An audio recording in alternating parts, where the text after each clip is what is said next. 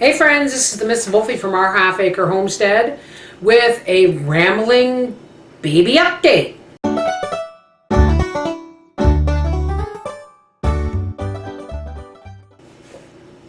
I had already done this video and then I realized my webcam hasn't been working. I've had a lot of issues. It's been a rough week. It's been a rough week, but as you can hear in the background, you just ate. Top it, top it. I'm finally milking Periwinkle.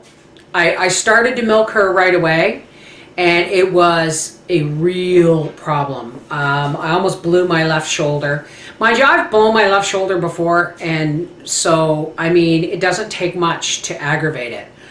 But I realized something really, really important, that those babies probably went 18 hours from the time they were born to the time I discovered them, which is really bizarre because I had been checking them like they were getting checked on 4 times a day. She was getting checked on. And it was the one day that I had company and they went home and I took Bar to work and I didn't bother checking on them that night, and that's the night they were born. So, because they weren't born when Howie did the chores the night before. Anyway, her udder was really swollen and hard. Now, it wasn't hot and she wasn't feverish or anything like that. So before anybody gets freaked out about mastitis or anything, that is not the case. Everything I say from here on out is telling you this is not, she does not have mastitis. Because I looked it up. Because when I first started milking her, it was a fight. It was a battle, and I don't blame her. Her udders were swollen and sore. They were engorged. So I had to put my hip into her and lean her up against the pen, and I got a few ounces of pink-tinged milk. So there was blood in her milk. But there was no stringiness, no pus, no cottage cheese. Her udder was not hot. She just, you know, she was over engorged. But the second time I went to milk her, she figured out that when I was leaning against her, if she relaxed her shoulders, she could back out. And after the second time she backed out of the position I had her, what I thought was locked in, I grabbed her tail. And now folks, hear me when I say I did not cause my goat any pain when it came to her tail, okay? But what I did was, I ended up having to pin her with my right hip, and what I did was I grabbed her tail, but with my right hand, and I just held it up, you know, after I pinned her, right? I leaned up against her, I grabbed her tail. I'm sorry, folks, I'm really tired. And the choice to hurt her tail was hers. If she went backwards or forwards, her tail was going to get pulled. I was just holding it still. And if she stayed still, while I held her tail, she was not in any pain. She figured that out really quick. The third time I milked her, I gave her carrot. And yes, I've been giving her carrots and treats whenever I milk her because I want this to be a positive experience. So now all I have to do is give her carrot and she lets me have at it. Now, it took some, I'm milking her 3 times a day, and the reason I'm milking her 3 times a day is because I'm only getting 4 ounces, because her milk will increase with demand for the babies. The babies put the demand on her. But I've been only milking her twice a day and getting 4 ounces, and that seemed to be enough. And of course, at one point it upped it to 5 ounces. But now I'm getting 4 ounces 3 times a day because I want to increase her milk production. I strain that milk, I put it in a bottle, and then I top it up with 3.25% goat's milk from the grocery store. I'm not using milk replacer because giving him her milk and then milk replacer would probably confuse his tummy. Store-bought goat's milk, high-fat store-bought goat's milk is much closer to her natural milk. Now when I milk her, and this is directed at all the first-time folks because, you know, I've been doing this for a few years and I still am learning. I do not have a milking stand yet, folks. Papa's going to build me one once we get the pens reorganized. When Buddy goes out in the barn, he's going to have that pen, and Daddy's going to give her the bigger pen. Ditto's going outside into the outside pen. then he's going to build me a stand for me to milk her. But what I would do to get her going is when I felt how hard her udder was, I took out a bucket of hot as I could stand it on my hands, tap water with a clean cloth, and I would put hot compresses on her udder. And then I would wash her udder, trying to relax it. And you could feel like, it doesn't feel like a solid mass. You can actually feel like lobes. You could almost get your thumbs in behind her milk ducts. So I made sure the hot compress got all around her udder and her lobes, and she's doing much better. I mean, it's now a pleasant experience. It was not for either one of us.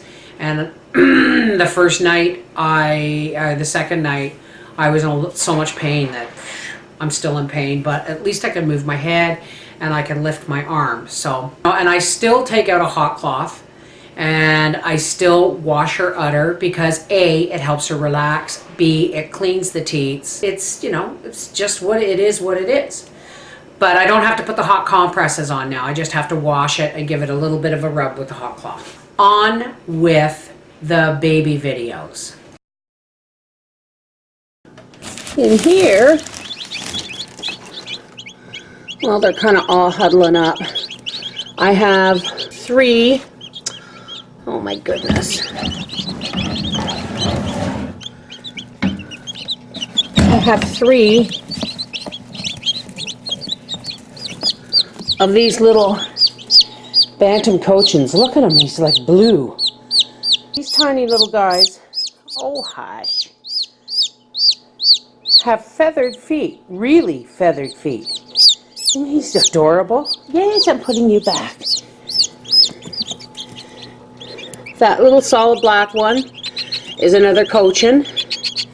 That little wee one. And this black one and these mottled ones are all silver lace Wyandottes. You don't have to have fancy brooders, folks. This is just a Rubbermaid bin and a 60-watt bulb. It should be closer to 100-watt, but I've got plastic here to keep the heat in. And in here, you can't see very well, but I have 3 more silver laced Wyandottes. And then there's some eggs that are pipping. That's another cochin right there about to be born. Oh, buddy, come on. My green babies are doing really well, especially my sweet potatoes. Look at these, just gone apes. Time to give Buddy his bottle. I know you've all been waiting for that. You'll have to excuse the noise of the fan. Hey, Buddy! It's Bubba time! It's hammer time! He doesn't, he's not shy at all, folks. He says, gimme. He's drinking a full 8-ounce bottle. Yes, I gave him a toy. Look at that tail. And he's got my hat to keep him company. He drinks a full 8-ounce bottle every 6 hours. Pretty soon I'm going to be upping him to 10 ounces every 3 hours. Or 12 ounces every 3 hours. Whatever he'll manage. Because pretty soon Papa's going to have the pen in the barn ready for him. And I'm only going to be able to get out there 3 times a day. Hey, Buddy! Hey, Mommy boy! Look at that happy boy!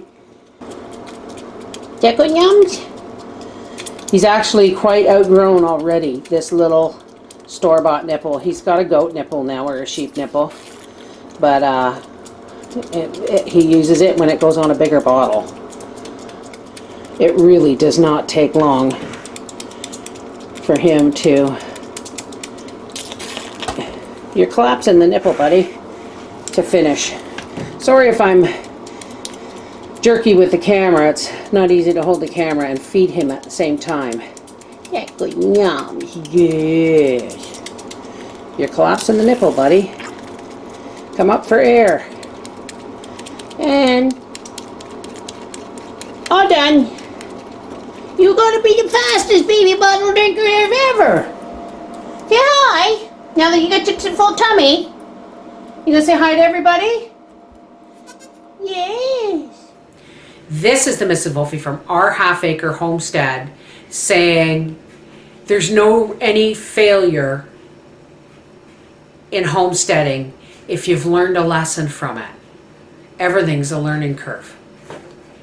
Take care. God bless.